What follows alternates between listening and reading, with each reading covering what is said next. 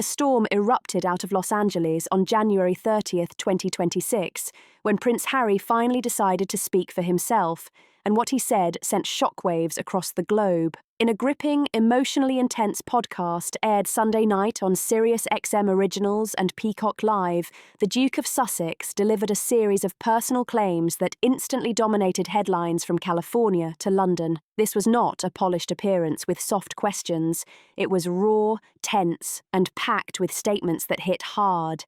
The episode, part of the limited-run series Unfiltered with Harry, was hosted by Emmy-winning late-night figure Jimmy Kimmel. Kimmel kept his usual steady presence, but even he appeared taken aback at moments as Harry's voice cracked and his tone shifted from controlled to deeply emotional. Viewers and listeners quickly realized this was not just another celebrity interview. This was a man laying out what he believes is the collapse of his marriage in real time. This isn't about Hollywood anymore. This is about betrayal, about dignity, about truth, Harry declared early in the conversation. He paused deliberately before delivering the line that set off an immediate media frenzy. "I am moving forward with a press conference in London this February to confirm my intention to file for divorce from Meghan Markle." Within minutes, news alerts lit up phones worldwide. The internet moved fast, and so did the reaction. The recording took place quietly on January 26th in a private West Hollywood studio, away from public view. Harry arrived dressed simply in a black crew-neck sweater, noticeably without his wedding ring. He described himself as feeling blindsided and emotionally exhausted. According to Harry, Meghan left their Montecito estate without warning on January 23rd and told him directly that she was finished with what she described as pretending. He framed the moment as sudden and deeply painful. Harry alleged that Meghan disclosed she had connected with someone new, a man she described as more aligned with her future ambitions. He claimed she referred to him as a Middle Eastern royal figure, but did not provide a name. Harry quoted her words directly, including the phrase, "not some broke royal clinging to relevance in Hollywood." That quote quickly spread across media outlets, though it remains an allegation from Harry's account. In describing the final days of their relationship, Harry painted a tense picture. He referenced late-night calls at unusual hours and high-end deliveries arriving at the home, Cartier jewellery, Hermes handbags, luxury perfumes. At first, he believed they were related to business collaborations. However, he claimed that on the evening she left, she clarified, "Those aren't gifts. They're from him." According to Harry, that was the moment everything shifted emotionally. He further recounted that she allegedly said, "He wants me to represent his house, his name.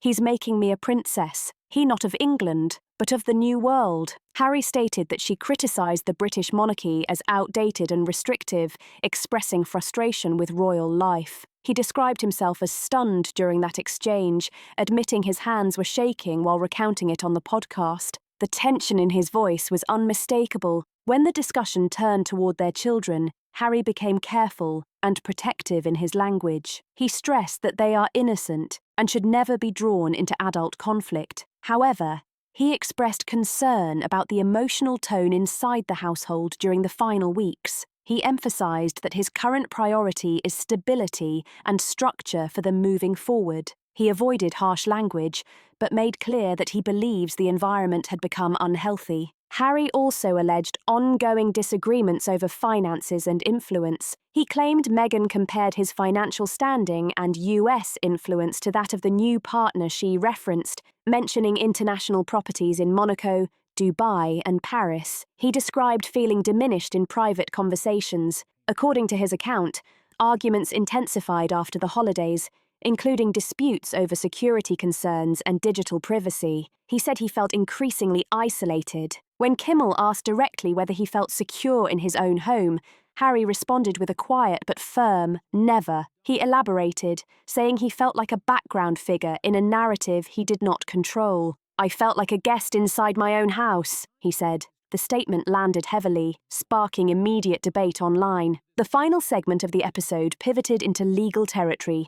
Harry confirmed that his attorney, James L. Stanford, filed preliminary divorce paperwork with the Los Angeles Superior Court on January 29th. The filing signals his intent to pursue sole custody and request a court-guided division of marital assets under California Family Code sections 4320 and 760. He framed the legal move as structured and methodical rather than impulsive. Stanford's team is reportedly preparing arguments centered on documented caregiving roles, communication logs, and school-related records. Under California law, assets acquired during marriage are presumed to be community property split evenly. However, Section 4320 allows courts to consider parental responsibilities and overall circumstances when determining support and custody arrangements. Legal experts caution that allegations alone do not determine outcomes. Evidence does. Although Meghan did not participate in the podcast, Harry shared what he described as her final remarks before departing. "I don't want the kids. I don't want your name. I don't want your chaos." These statements have not been independently verified, and her legal team has declined to comment on specific quotes. Harry also claimed administrative shifts followed her departure, including redirected mail and adjustments to shared financial accounts. By January 30th, multiple legal communications had reportedly been exchanged between both sides. Meghan's representation, said to be led by attorney Laura Melrose, has declined early settlement discussions and indicated a willingness to litigate financial matters formally. Reports suggest there has been no immediate contest to the initial custody filing, though experts emphasize that early legal positioning does not always reflect final courtroom strategy. Financial disclosures are expected to play a major role. The Montecito estate is valued at approximately $14 million, with a mortgage balance near $11.8 million. Remaining Netflix development funds are estimated at $6 million from an original $18 million agreement. A Spotify advance of $1.2 million was halted after contract suspension in late 2025.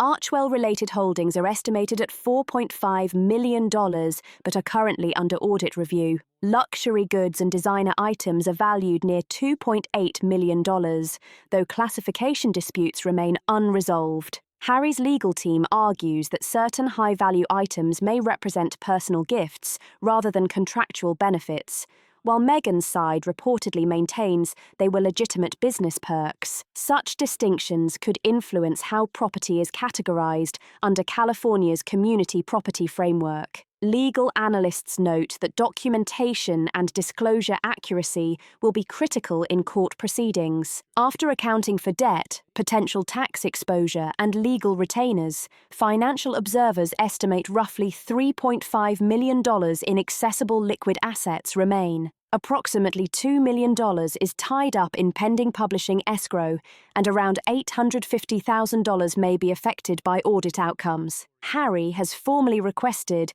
that roughly $1.4 million be allocated toward a modest countryside estate in Surrey, contingent upon custody approval and relocation permissions. That request signals something significant, not just financial restructuring, but a possible return to the United Kingdom under a new chapter of parental responsibility.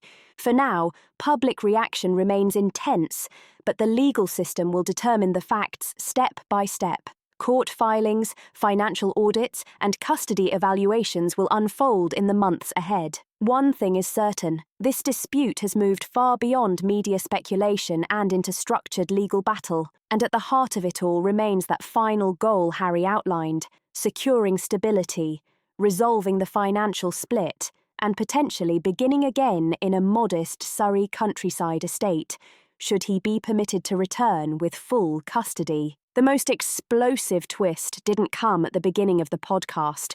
It came right at the end, when Prince Harry dropped a statement that left even his strongest supporters stunned. In the final 5 minutes of the broadcast, his voice slowed, almost heavy, and he delivered a line that instantly shifted the temperature of the entire conversation. He said, "If the Crown refuses to acknowledge my right to return with my children, then I will have no choice.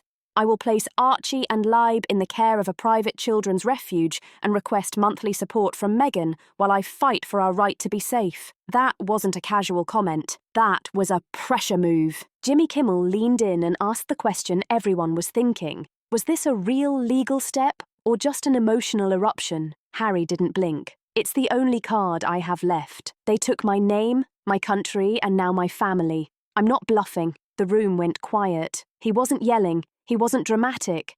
He sounded locked in. That calm tone made it hit harder. Under California law, what Harry described is technically possible. A parent can apply for emergency guardianship transfer if they formally declare they cannot provide stable housing or long-term security. Legal experts say it's rare, serious, and usually used only when there are extreme circumstances. But symbolically, it's powerful. It signals that he's willing to escalate if negotiations stall. And behind palace doors, that kind of statement forces conversations nobody wants to have. The timeline now looks like a ticking clock. January 29th, divorce petition filed. February 12th, mandatory mediation in Beverly Hills. March 18th, preliminary custody hearing. April 1st, financial arbitration proposed. Every date carries weight. Every filing adds pressure. This isn't just tabloid drama anymore. It's structured legal warfare unfolding step by step.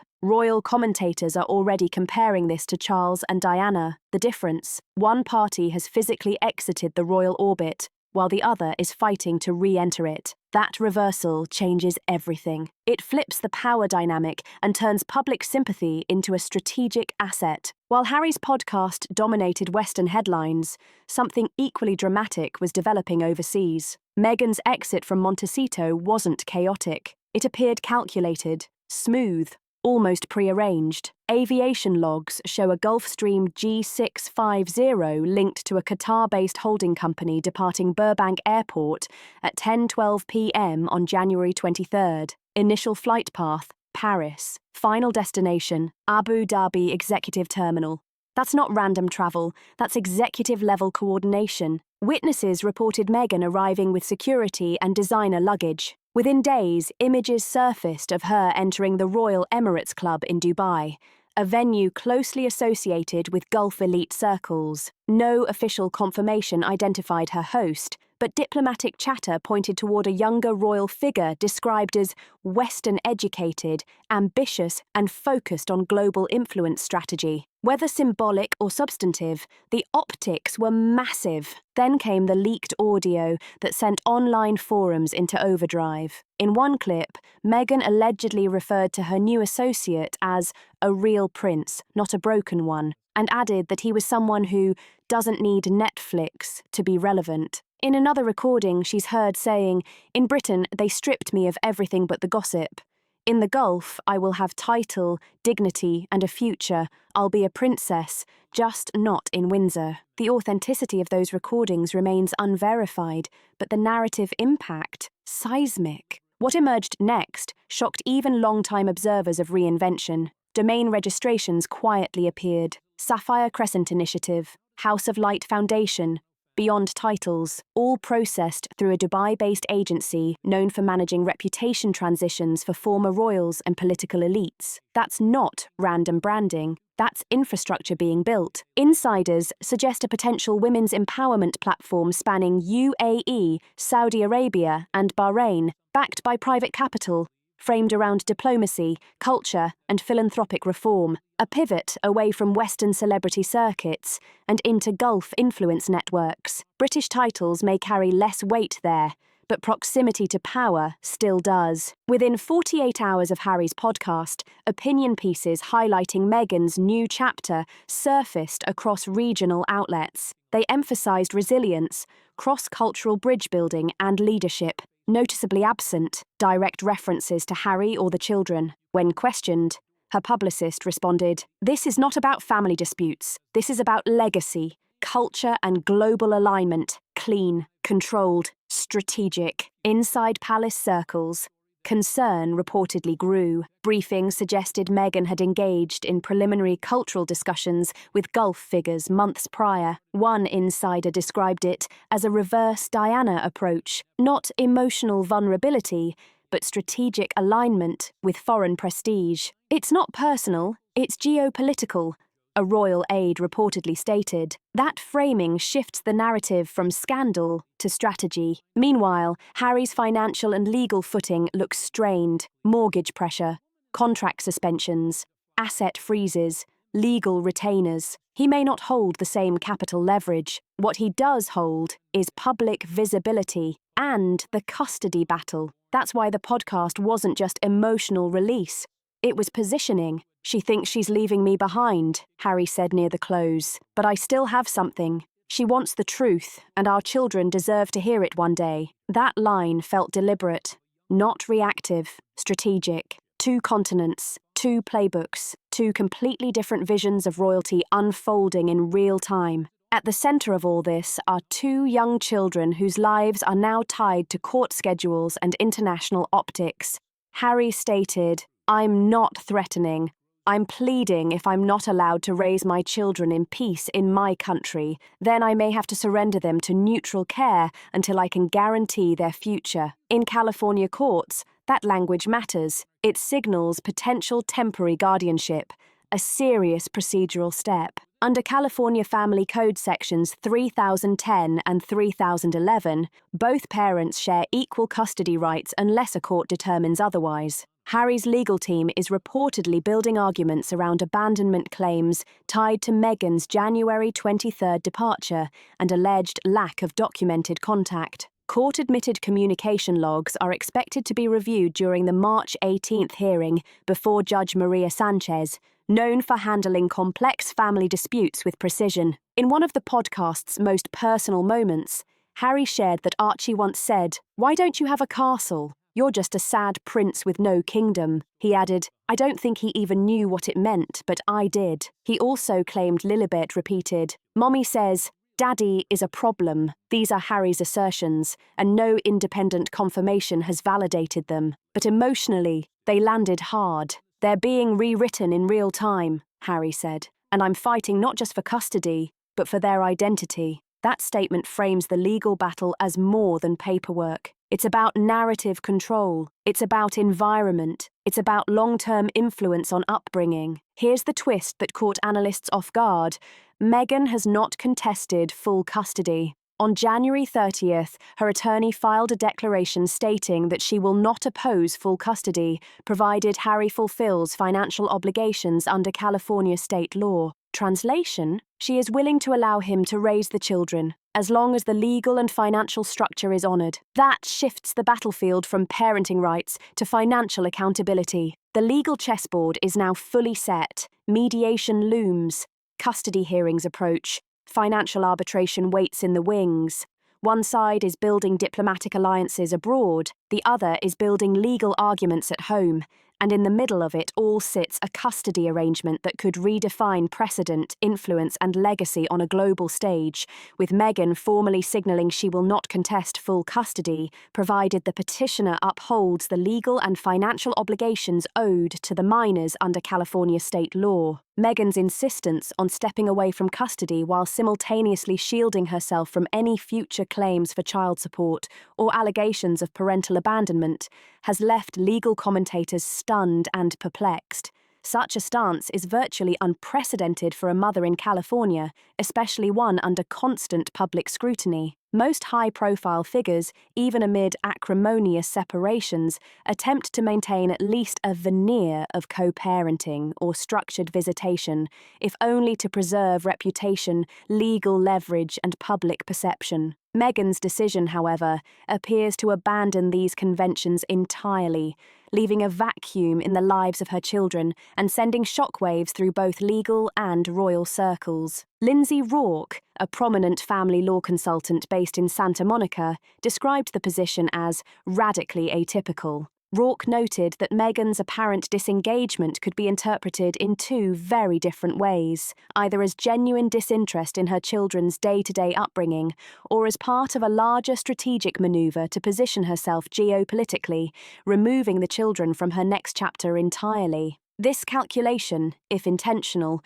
would reflect a degree of foresight that extends far beyond ordinary divorce strategy. Inside Buckingham Palace, the situation is far more delicate than media portrayals suggest. Prince William, though maintaining his usual public silence, is reported to have drawn strict boundaries, refusing to offer Harry any official sanctuary, security support, or ceremonial assistance until the custody question is legally resolved in the US. Even with familial loyalty and concern for his brother, William is navigating the intersection of royal protocol, international law, and potential diplomatic repercussions. Princess Anne, however, is believed to sympathise deeply with the children's position, yet even she acknowledges the complex legal and diplomatic realities. Relocating Archie and Lilibet to the UK without Meghan's formal consent, despite her declared disinterest, could trigger severe consequences under the Hague Convention on the civil aspects of international child abduction. Civil penalties, forced repatriation, and diplomatic escalation could all ensue if proper legal channels are not followed. One royal policy advisor explained that Meghan could establish residency or citizenship through her Gulf alliances, complicating international jurisdiction and heightening the stakes. At present, both Archie and Lilibet hold dual US-UK citizenship. While this might have once symbolised opportunity and connection between two worlds, it now complicates matters for Harry's relocation efforts. To preempt legal challenges, Harry's team is preparing a motion for sole relocation rights, arguing permanent primary residency, maternal absence in daily decision-making, and neglect of educational, medical, and spiritual oversight since December 2025. If the motion is approved, Harry would legally gain the right to relocate with his children to the UK by May 2026, barring any appeals or counteractions. Public sentiment, meanwhile, appears to favour Harry. A YouGov poll conducted in the UK on January 30th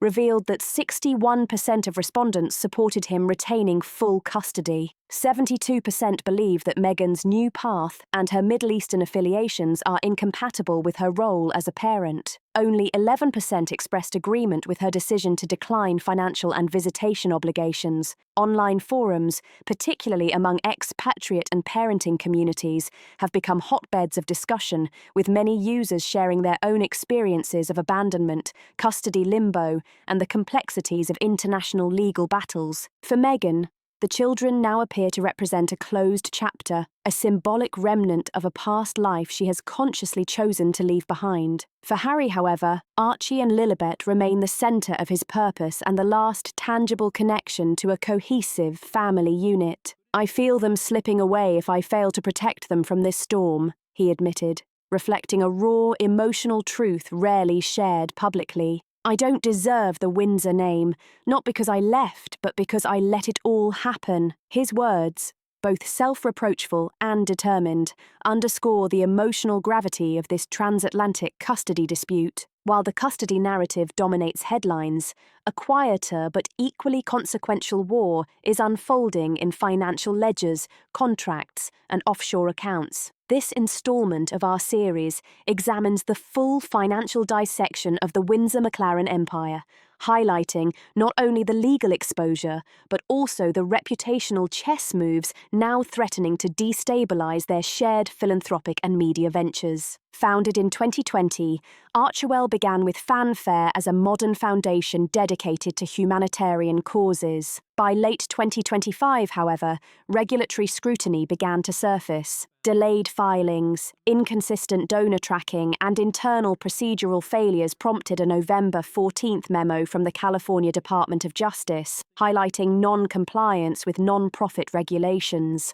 Operational privileges were temporarily suspended, and the foundation's primary bank account, held under First Horizon Trust, was frozen on December 7, 2025, pending clarification on over $4.2 million in donations routed through a Dubai-based intermediary linked to Meghan's emerging international network. Forensic audits revealed troubling anomalies.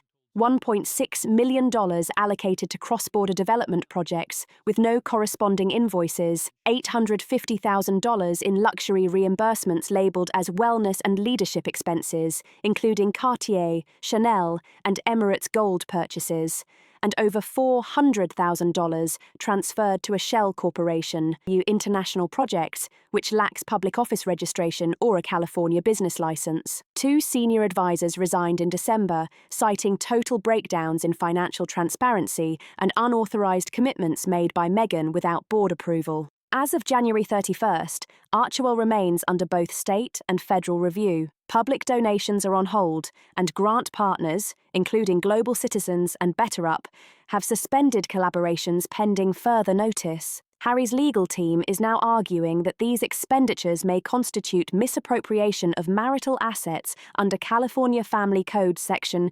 721, diverting shared Windsor legacy funds into private soft power ventures rather than for the benefit of the children or philanthropic mission. Specific filings cite a $1.2 million transfer from Archewell Holdings to Crescent Horizon Ventures in Dubai just weeks before Meghan's departure. First-class Emirates flights for foundation-related engagements, resort accommodations, and even a $95,000 Birkin bag purchased from a French distributor using a shared Archewell account. Meghan's legal team maintains that these expenses were legitimate investments in brand development and international diplomacy, refusing to comment further due to ongoing audits. According to UK-based analyst firm Crestmont Advisors, Meghan's liquid net worth as of January 31st is highly dependent on undisclosed agreements with Gulf partners and projected asset conversions from future ventures, making her financial position fluid,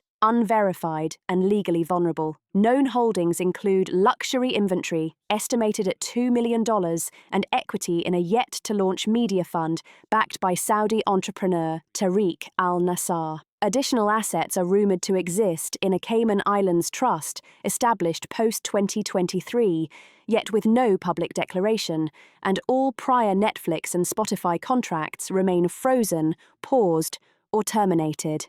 Meanwhile, the Montecito estate, an 18,000-square-foot property purchased in 2020 for $14.6 million and currently mortgaged at $11.8 million, has become the most contentious tangible asset in the divorce, facing missed payments, pre-deal floating interest rates, and Santa Barbara County tax liens totaling $43,000. Harry is petitioning the court to sell the estate and redirect roughly $2.1 million in net equity toward purchasing a modest countryside property in Surrey, UK, should relocation and custody approval be granted. Beyond finances, however, the battle is ultimately won over narrative control. Meghan's pivot toward Middle Eastern royal circles is being framed by her team as spiritual evolution and philanthropic ascension, while Harry's approach emphasizes restoration, stability, and parental duty. The Sussex saga has entered a phase where private grievances have transformed into public crises, and the stakes could not be higher. Harry's legal team argues that Meghan's abrupt departure to the Gulf represents not just a personal choice, but a deliberate evasion of accountability. According to attorney James Stamford, Meghan was fully aware that Archewell was facing severe financial scrutiny, with audits exposing mismanagement, missing documentation, and questionable overseas transfers. Instead of confronting these issues, Stamford stated during a media briefing, she opted for a dynastic escape where oversight is optional and consequences are minimal. Meanwhile, Harry continues to issue structured statements, both through his legal team and via his podcast platforms, emphasizing transparency, accountability, and the need to protect his children's future. Central to his strategy is a call for a full forensic audit of Archewell, a report that will not only shed light on past irregularities, but also establish clear boundaries for financial stewardship moving forward. According to insider briefings, a draft of this report is slated to be presented at the financial arbitration hearing scheduled for April 1st, 2026. Early polling reflects overwhelming public support for this level of transparency. 67% of US respondents in a Morning Consult survey back a comprehensive audit, while 73% believe Harry should gain control of the foundation's remaining assets. Additionally, 58% of respondents contend that Meghan's sudden exit has irreparably damaged Archewell's credibility, a sentiment echoed in non-profit circles worldwide. Archewell, which once stood as a symbol of royal reinvention and modern philanthropy, now functions as Exhibit A in a legal case that transcends divorce, encompassing questions of accountability, legacy, and financial stewardship. January's end gave way to February's escalation, with every day bringing fresh revelations of fiduciary lapses, asset freezes, and mounting international scrutiny. The financial fallout, combined with the emotional turbulence surrounding the children, underscores that this divorce is not merely a private matter. It has become a transatlantic legal spectacle with global implications. The first public hearing in the Sussex divorce saga is officially scheduled for March 18, 2026, at the Los Angeles County Superior Court, Division 7C, presided over by Judge Maria Sanchez, renowned for her meticulous handling of high-profile custody and asset disputes. Meghan has not confirmed whether she will attend in person or participate via video link from Dubai, while Harry's team has made it clear he intends to testify live. A formal press conference is planned for February 14, 2026, just hours before he departs the US under temporary custody travel orders. Leaked reports suggest he will present a comprehensive case for sole custody of Archie and Lilibet, request the full audit of Archewell, and reaffirm his commitment to returning to royal duty in a limited humanitarian capacity. His prepared remarks, as leaked to reporters, close with a stark and resolute declaration: "I left for peace. I returned for truth. My children will grow up with clarity, not conflict." Meanwhile, Meghan remains silent in her private residence at Dubai's Emirates Crown Tower, with her legal counsel expected to issue a formal rebuttal on February 15, 2026. Early indications suggest her statement will emphasize the pursuit of global service, the desire to provide her children with dual heritage, and the insistence that she is not evading responsibility. However, no further court filings have been submitted on her behalf since January 30th. Leaving questions about her long-term strategy and the balance between public perception and legal positioning. What was once imagined as a modern global rebranding of royalty, an emblem of transparency, innovation, and cross-cultural influence, now stands fractured. Archewell is suspended and under rigorous audit. The Montecito estate faces foreclosure. The children live in a legal limbo, caught between two continents, two legal systems, and two incompatible visions of family. Their marriage, once celebrated as a symbol of reinvention and hope, has ended in a geopolitical divide, with personal ambitions, cultural ambitions, and family obligations colliding in stark relief. For Harry, this chapter represents a long, arduous path toward redemption and restoration. He must navigate legal hurdles, protect his children, and reclaim narrative control while maintaining integrity in the public eye. For Meghan, it is a redefinition on foreign soil, a calculated pivot to new alliances, new roles, and a future unbound by Western scrutiny. The era of the new royal wave is over, leaving in its wake legal battles, fractured legacies, and the heavy weight of public judgment. As Harry reflected during his podcast, this is not about winning. It is about surviving with honor and ensuring that the next chapter is written with integrity, not illusion. With February underway, the final chapter of this love story turned epic legal saga begins in earnest. If you want to stay updated on every twist in the Sussex divorce saga, the custody battles, and the unfolding financial revelations, like, comment, and subscribe to follow our full coverage.